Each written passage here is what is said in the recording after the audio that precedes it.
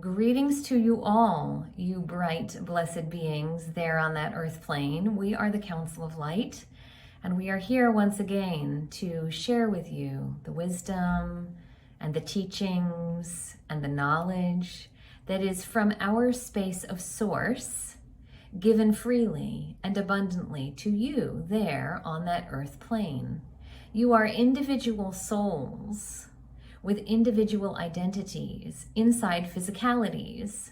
And you're all walking around, bumping into each other, going here and there, going to and fro, having ups and downs, having highs and lows in your day-to-day waking lives. And we like to check in with you and give you advice from time to time. And it's been so lovely to come through this voice box of this woman here. She's dutifully let us arrive in a very organized fashion for what you consider to be time. Where we come from in our ether space, there is no time concept. It is always the now, and it is always the wonderful, bliss-filled source connection centeredness. So we look at you on the earth plane with your egos and your soul spirit groundings and your strifes and your aspirations. Laura's gonna have us pause.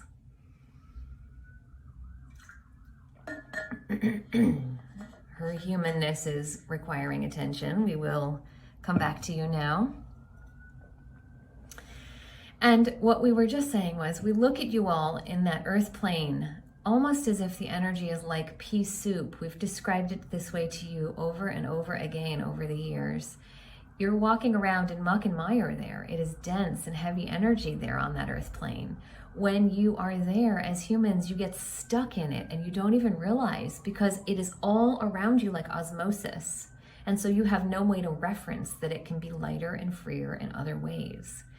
Those of you who have spiritual practices, such as centering, breathing, grounding, projecting, aligning, harmonizing, in whatever way you have them, through stillness, through chant, through prayer, through body movement, through yoga, etc., you will know what we are talking about, because you arrive in those lighter spaces of energetic capacity at different points. And then in your waking lives, say Tuesday afternoon at 3:30 after the meeting, and you are going through the slog of emails and your to-do list is long and the boss says, complete this and complete this and complete this, and you're tired. We wink at you. You humans put yourselves in those positions and your physicalities get wrung out, get exhausted, get mentally drained. And we don't mean like very high highs and deep lows with like undulating peaks and valleys. We just mean your normal cycles of energy fluctuation throughout your days. We don't have that in source. It's always a constant here. And so we like to look into your fishbowl of the place called Earth, and we like to watch you all pinging each other, running around, doing your thing, and we like to give you advice. And we like to encourage you, and we like to champion you, and we like to remind you of your true soul selves. Because every once in a while, don't you need a cheerleader in your camp? Every once in a while, don't you need someone to remind you that you're just perfect the way you are? And your life can be really glorious if you remember it, and that things aren't as bad as they seem, and that the negativity can be down here and you can notice it and you can vibrate higher up here in your thought forms and in your routines and in your scripts throughout your days. That's what we do. That's what we're here for. We're your coaches. We're not your end-all be-all.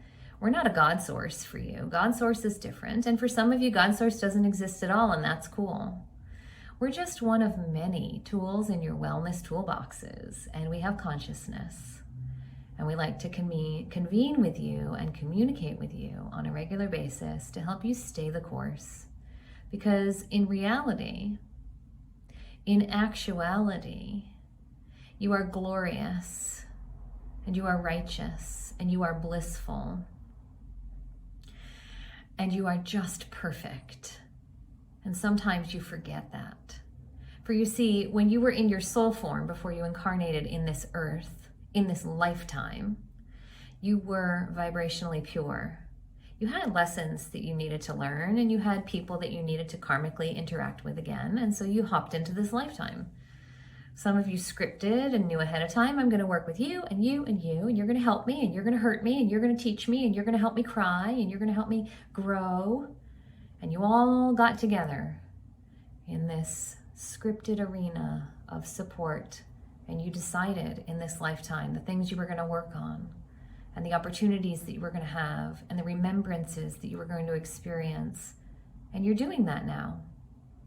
All the people that you've ever come in contact with, the really significant ones that have been kind and loving, the really hurtful ones that you've needed to turn away from, the insignificant ones that were fleeting and but a moment on your path, and the insignificant ones that turned out to be maximum participation players in your life, but they only had a moment of time in your experience.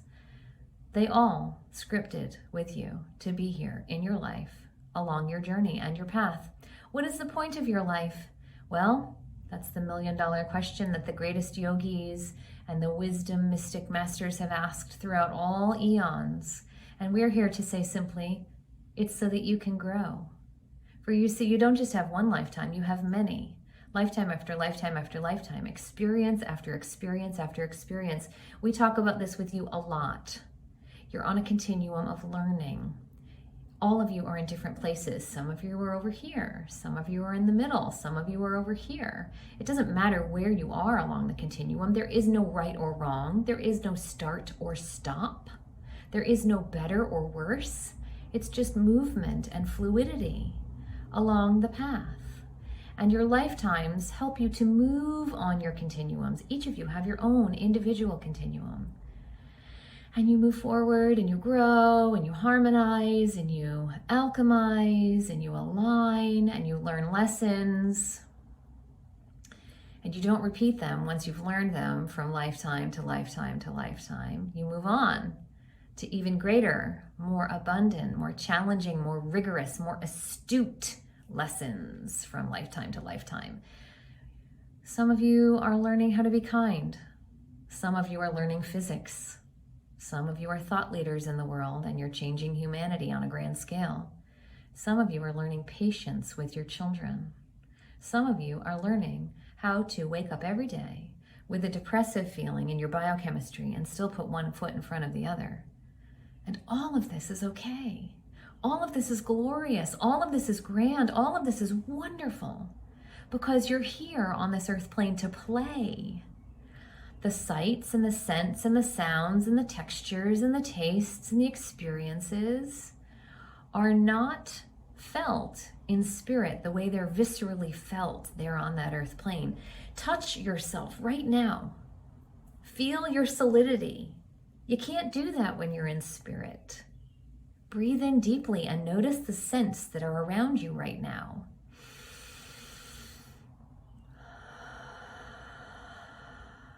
You can't do that either when you're in spirit. Notice the feeling of the clothing that you are wearing, or the shoes that are on your feet, or the thing that you are resting on. Maybe it's your floor, maybe it's your bed, maybe it's your chair. Feel the firmness, the softness, the comfort, the warmth, the coolness, the support. You can't do that when you're in spirit. Listen. Listen to what's around you now.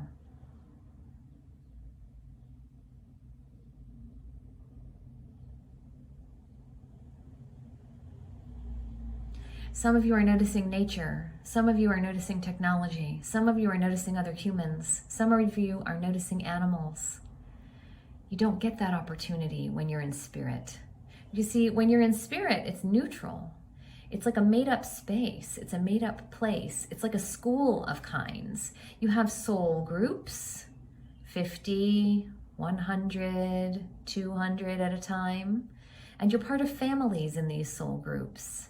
And you bump into each other and you play together and you have fun together and you contract to jump into lives together. But it's not like they're on that earth plane. You have places you go and you have things you do, but it's peaceful and serene and it's constant and there is no chaos. For those of you here now, We'll give you an anecdote that is a tangent in one moment, that is of opposite. But what we want to say now is that you should appreciate what you have there. You should appreciate what you have cultivated.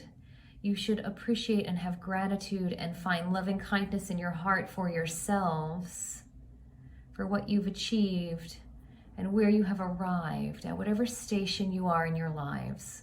Some of you are elders in your communities and you've lived decades and you have wisdom that you share with your generations below you. Some of you are just starting out on your adult journeys and your fledglings as you make your way in the world and you build your equity and you harness the power of routine to build your sanctuary you call home. Some of you are somewhere in between. And what we wanted to say as tangent is this. The woman that we come through the voice box of works with spirit, and she's able to communicate with it. And she has told this particular story on many occasions, and we want to highlight it with you here now. When we tell you that you come from soul groups and you play in a space of ether, you play in a space of spirituality when you're not in your human forms, that's separate than this story we're about to tell. But you see, sometimes when people on the earth plane cross over into what you call light again, they do so in a jarring way. Perhaps their lives have been taken from them. Perhaps they were sick and they couldn't sustain the vitality needed to keep the body alive. Perhaps they left the earth plane in a natural way of expiration, but they get confused about where they are when they cross over and they get stuck. Some of you know this as hauntings in locations. They're on loop with their beingness always returning to that same location over and over and over again. Or they think about this space that they're in spirit as being the space that they were once in when they were alive, but nobody else is there with them. It's like an emptiness. And they get afraid or they get disgruntled in the houses where there are new artifacts on the mantelpiece and their old ship in a bottle is not where it should be, and they twist things or they move things so that their ship in a bottle can be where it's supposed to be placed, even though on the human side of the lifetime, the ship in a bottle is long gone because that human is also long gone. But in their stuck space in spirit, they think it is the now, and they think that it should be the way that they are remembering their lifetime to be. And sometimes they need help crossing completely and fully into the light. And so people like the woman whose voice box we come through now here today, who have the skill sets to hold their hands and help them cross over, or to bring their loved ones to them, to collect them, will help them. That's different from where you all go.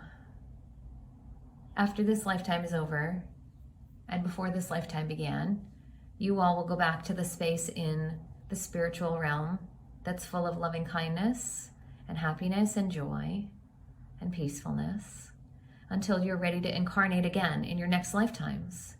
And you want to practice and you want to play and you want to learn and you want to touch and taste and see and sense the things that you would like to experience. When you're in your spirit forms, it's freeing. It's like you've taken off all your clothes and you're swimming naked in the pond, and it's glorious. That liberating feeling of relaxation. And when you come to the earth, you come so that you can practice and grow and learn and subatize and harmonize. And you do have fun while you do it. And so let's talk about that while you're here now. Let's talk about the joy and the light and the harmony and the compassion and the abundance and the blissfulness that is yours at any given moment here on this earth plane where you are now. Yes, there is strife. Yes, there is lack. Yes, there is sorrow. Yes, there is dysfunction, but it does not have to consume you. It is a lower base vibration, and it pulls at you. It tries to get your attention through your news channels, through the conversations you have with the people around you, through the social media that you consume, through the fear-based, fear-mongering mantras of your mass media, etc. You know what we're talking about.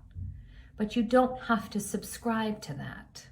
You don't have to be of that. If you cultivate your thought forms and you rigorously practice your sacredness and your dutifulness towards your abundance, towards your centeredness, towards your alignedness, your lives take on a whole different meaning. Your lives take on a whole different perspective. You have opportunity and choice and freedom in a way that you didn't think you had before. And so it is valuable for you to always turn yourselves into the positivity. It is valuable for you to turn yourselves always into the loving kindness. It is valuable for you to turn yourselves always into the affirmations and the next steps forward. And it's okay when you fall out of those aligned spaces. We understand that as humans, it means to be practicing. So don't beat yourselves up. Don't think you have failed when you notice that you're out of the ascension, when you are out of the joyfulness, when you are out of the alignment. It's okay. Notice, oh, I could be joyful right now instead of grumpy. Oh, I was just talking negatively with my colleague about a system or a structure or an organizational theme that my boss is implementing that I'm not fond of. And instead I could focus on the joyful part of my job. Let me do that now. Oh, I was just frustrated with my child when they didn't do something and I wanted them to do it. Let me take some minutes to breathe and find my balance again. Oh, I just turned on the news and something very awful has happened. Let me close that out. And let me center myself and still myself, and let me breathe loving kindness through myself, and let me exhale that out so that the world around me can feel that loving kindness, so that I can live in a peaceful world. And for the folks who are going through whatever I just witnessed that was traumatic or sad or hard, let them have a grace, let them have a peace, let them have a touch of this loving kindness. And in their anger, or in their shock, or in their sadness, or in their grief, let them be touched. And let me continue to be that. Kindness, happiness, joy, peace, kindness, happiness, joy, peace, kindness, happiness, joy, peace, as much as possible. So that everyone around me can be reminded, and they can be lifted into the frequency themselves of joyness, of happiness and joyfulness and kindness and peace. Do you see how this works, humans? You have this great capacity to create your reality between your ears, right above your eyes. And your scientists are starting to quantify and measure the capabilities that your mind has. They've understood, they've measured, and they've quantified now that what you think becomes your reality. They actually can measure this. They've documented it with their equations and their computer printouts. So when you think, I am loving kindness and I live in a world of loving kindness, you are creating that reality around you. When you think, ugh, I don't like that person and here they come walking down the sidewalk, they're ugh. You create the ugh that you're trying to avoid. Don't focus on the yuck, or you will always have yuck. There can be yuck around you. You can experience yuck. You can say, this is yuck. And then you can make a shift. I am experiencing yuck, but I am not of the yuck. I am experiencing yuck and I'm moving out of the yuck. I am experiencing yuck, so let me turn to somebody who I know is love and light and positivity and vibrational frequency of kindness that lifts me out of the yuck. Sometimes that person for you is a therapist. Sometimes that person for you is a social media guru whom you hang on every word of. Sometimes that person for you is a friend or someone in your family. Sometimes that person for you is another living being with consciousness, such as an animal, a beloved pet, or a tree, a beloved tree. Everything in nature is there to serve you at your highest good. And you are ever increasingly moving as a society away from that communication and that relationship and that unionship with nature. You are looking at it as a distant thing that you can consume and use as humans. But what you are forgetting is that there is a reciprocity that can take place and that used to take place all the time. Step out into nature and become one with the vibration of the flowers and the trees and the birds and the animals. Do that every day as much as you can. Put your bare feet on the ground and feel the pulsation of the earth. Garden, plant seeds, grow trees, and if you can, try growing your own food. Give back to the earth in small ways so that you can begin to build that vibrational frequency of happiness and joy and abundance, clarity, purpose. You know what it feels like to sit in the sun outside with a gentle breeze blowing across your skin and the trees rustling behind you. Maybe there's water near where you are and it's gurgling ever so gently. You feel good, don't you? Yeah. We love coming to you through this technology. It is wonderful that we get to speak to all of you in all those different places that you're residing in on that earth plane all at once. And we love the way that it has modernized the communication forms between all of you on the earth plane. You get to send each other powerful messages at the zap of a button. Ding, ding, ding, ding. But be mindful that it's not the only way to live, connected to a screen, plugged into an online world that sometimes is not true. There's nothing wrong with it. There is balance, and it's nice for you to be able to immerse yourselves in your technological ways of being in the world. But notice that there is the other aspects of the world around you. Physical contact with nature and plants and animals and people and relationships that can be cultivated in your nowness of reality that is not screen-based. So begin to take heart and begin to notice where you can pull these things into your life more with a mindfulness, an awareness, a consciousness. When you do this regularly in tiny bursts throughout your days, you live a grand life over time.